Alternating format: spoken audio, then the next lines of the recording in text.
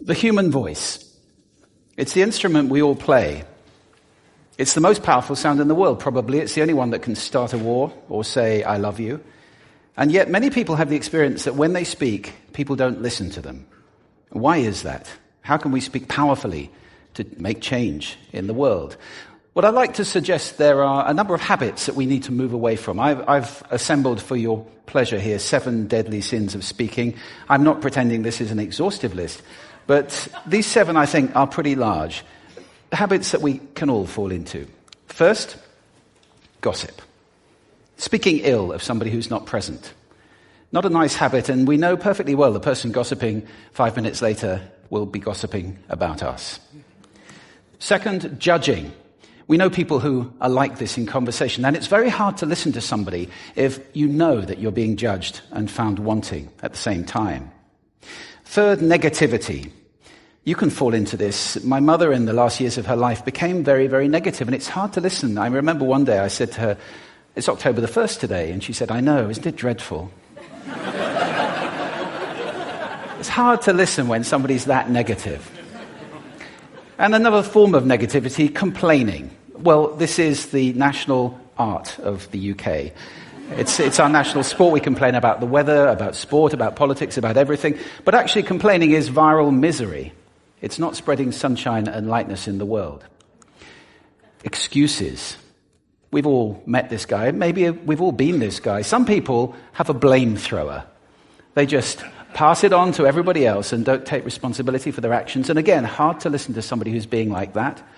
Penultimate, the 6th of the 7, embroidery, exaggeration. It demeans our language, actually, sometimes. For example, if I see something that really is awesome, what do I call it? And then, of course, this exaggeration becomes lying, out and out lying, and we don't want to listen to people we know are lying to us. And finally, dogmatism. The confusion of facts with opinions. When those two things get conflated, you're listening into the wind. You know, somebody is bombarding you with their opinions as if they were true. It's difficult to listen to that. So here they are, 7 deadly sins of speaking. These are things I think we need to avoid. But is there a positive way to think about this? Yes, there is. I'd like to suggest that there are 4 really powerful cornerstones, foundations, that we can stand on if we want our speech to be powerful and to make change in the world. Fortunately, these things spell a word. The word is hail, and it has a great definition as well. I'm not talking about the stuff that falls from the sky and hits you on the head. I'm talking about this definition, to greet or acclaim enthusiastically, which is, I think, how our words will be received if we stand on these 4 things. So what do they stand for? See if you can guess. The H, honesty, of course. Being true in what you say, being straight and clear. The A is authenticity, just being yourself.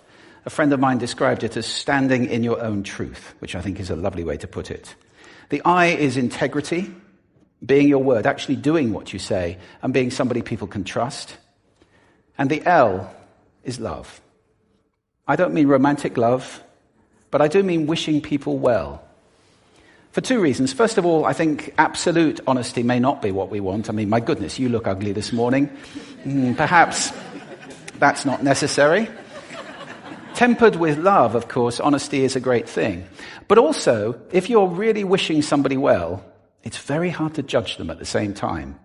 I'm not even sure you can do those 2 things simultaneously. So, hail. Also, now that's what you say, and it's like the old song, it is what you say, it's also the way that you say it. You have an amazing toolbox. This instrument is incredible, and yet this is a toolbox that very few people have ever opened. I'd like to have a little rummage in there with you now, and just pull a few tools out that you might like to take away and play with, which will increase the power of your speaking. Register, for example. Now, falsetto register may not be very useful most of the time, but there's a register in between. I'm not going to get very technical about this for any of you who are voice coaches. You can locate your voice, however. So if I talk up here in my nose, you can hear the difference. If I go down here in my throat, which is where most of us speak from most of the time. But if you want weight, you need to go down here to the chest. You hear the difference? We vote for politicians with lower voices. It's true. Because we associate depth with power and with authority. That's register. And we have timbre. It's the way your voice feels. Again, the research shows that we prefer voices which are rich, smooth, warm, like hot chocolate. Well, if that's not you, that's not the end of the world, because you can train. Go get a voice coach. And there are amazing things you can do with breathing, with posture, and with exercises to improve the timbre of your voice. Then prosody. I love prosody. This is the sing-song, the meta-language that we use in order to impart meaning. It's route one for meaning in conversation. People who speak all on one note are really quite hard to listen to if they don't have any prosody at all. That's where the word monotonic comes from, or monotonous, monotone. Also, we have repetitive prosody now coming in, where every sentence ends as if it were a question, when it's actually not a question, it's a statement.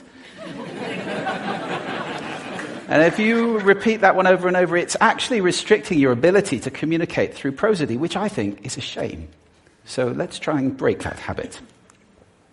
Pace. I can get very, very excited by saying something really, really quickly, or I can slow right down to emphasize. And at the end of that, of course, is our old friend, silence. There's nothing wrong with a bit of silence in a talk, is there? We don't have to fill it with ums and ahs. Can be very powerful. Of course, pitch often goes along with pace to indicate arousal, but you can do it just with pitch. Where did you leave my keys? Where did you leave my keys? It's a slightly different meaning in those two deliveries. And finally, volume. I can get really excited by using volume. Sorry about that if I startled anybody. Or I can have you really pay attention by getting very quiet. Some people broadcast the whole time. Try not to do that. That's called sodcasting. Imposing your sound on people around you carelessly and inconsiderately. Not nice. Of course, where this all comes into play most of all is when you've got something really important to do. It might be standing on a stage like this and giving a talk to people. It might be proposing marriage, asking for a raise, a wedding speech, whatever it is. If it's really important, you owe it to yourself to look at this toolbox and the engine that it's going to work on. And no engine works well without being warmed up. Warm up your voice. Actually, let me show you how to do that. Would you all like to stand up for a moment? I'm going to show you the 6 vocal warm-up exercises that I do before every talk I ever do. Anytime you're going to talk to anybody important, do these. First, arms up. Deep breath in and sigh out. Like that. One more time. Very good. Now we're going to warm up our lips, and we're going to go bop, bop, bop, bop, bop, bop, bop, bop. Very good. And now, just like when you were a kid. Now your lips should be coming alive. We're going to do the tongue next with exaggerated la, la, la, la, la, la, la, la, la. Beautiful. You're getting really good at this. And then roll an R. That's like champagne for the tongue. Finally, and if I can only do one, the pros call this the siren. It's really good. It starts with we and goes to or. The we is high, the or is low. So you go wee, wee. Fantastic. Give yourselves a round of applause. Take a seat. Thank you. Next time you speak, do those in advance. Now, let me just put this in context to close. This is a serious point here.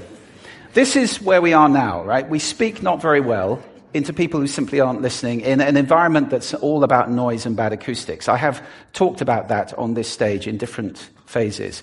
What would the world be like if we were speaking powerfully to people who are listening consciously in environments which were actually fit for purpose?